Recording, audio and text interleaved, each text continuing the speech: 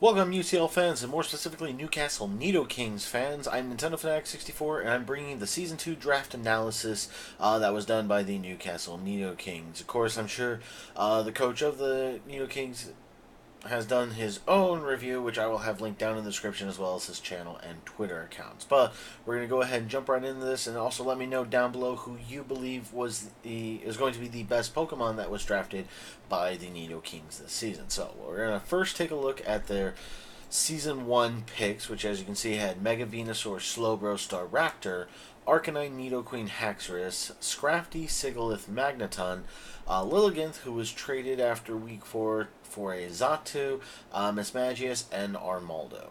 And then we can also see, if I can click on it, there we go. Alright. And then this is the picks from this season on it. We have Emungus, Mega Diancie, Quagsire, Infernape, Cresselia, Haxorus, Hitmontop, Dugtrio, Aerodactyl, Electivire, Mismagius, and Ursaring. So a couple repeating mons from Season 1 into Season 2 with Haxorus and Mismagius with it. Decided, he even mentioned, in Season 1 how he went with the Mega Venusaur.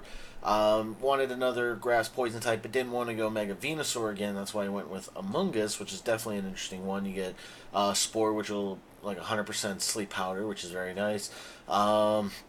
As well as gets Regenerator, so definitely a nice little wall that can be brought in there with it. It can be run with either like Black Sludge, or even I've seen it run with Rocky Helmet at times, so kind of an interesting thing.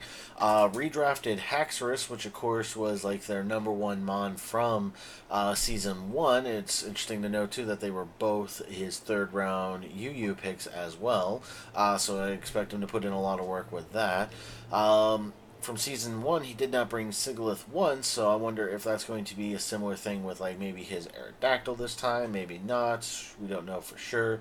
Also drafted Mismagius once again for it. It was brought in 2 battles, so we don't know how often he'll bring it. Could definitely expect to see something like the Hitmontop being brought a few times, because he brought Armaldo, which I believe is a Rapid Spinner as well as a Rock Setter. And unfortunately, Hitmontop does not do set rocks, but it can spin them away or spin away other hazards, so that would be nice. Aerodactyl, I believe, can set up rocks since it is a rock type. I know Infernape can do it, so maybe do like a Suicide Lead Infernape with Stealth Rocks, holding a Focus Sash, something along those lines. Quagsire, kind of an interesting pick, but, it's definitely a nice, good Pokemon, only weak to grass types from it, and then has plenty of other grass resistances on his team with, like, Infernape, Amoonguss, trying to think what else, but, also drafted Ursaring, probably not something we're going to see brought too often for it, but, I mean, it does have really high attack stats, so you never know what might be brought for it. I can definitely see him bringing the Haxorus a lot and putting in a lot of work. Mega Diancie would be another nice thing that he does bring a lot. And of course, don't forget, Megas do not have to be run as a Mega for it as well. It could always be run as something different for him.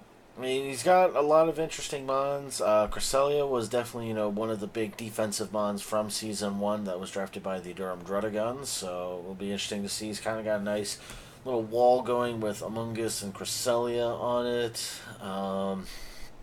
Dugtrio is also really nice revenge killer. You just, bring something down real low, arena trap it in, and then, I think it's pretty fast as well. You got moves like Earthquake and stuff like that. So definitely something that can be done. Electivire, another one that can be speedy, gives him an electric immunity as well, which up until that point, the only electric immunity he had was with Dugtrio, but with Electivire's Motor Drive, not only will you not get hit with it, but it also will speed him up as well, making him an even faster hitter for him.